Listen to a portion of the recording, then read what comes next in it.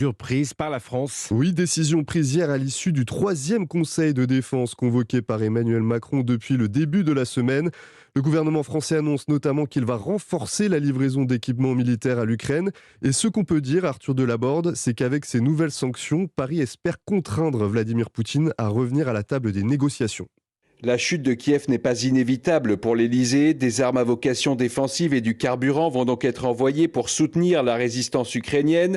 Le rapport de force est tellement disproportionné qu'il est impossible d'équiper l'Ukraine au niveau de la Russie, explique un conseiller. La stratégie, c'est donc de rendre le coût de la guerre excessif aux yeux de Vladimir Poutine afin de le pousser à être à l'initiative d'un cessez-le-feu.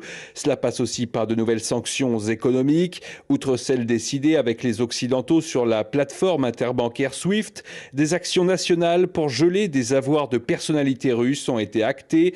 Des mesures de lutte contre la propagande également pour cibler influenceurs et médias russes.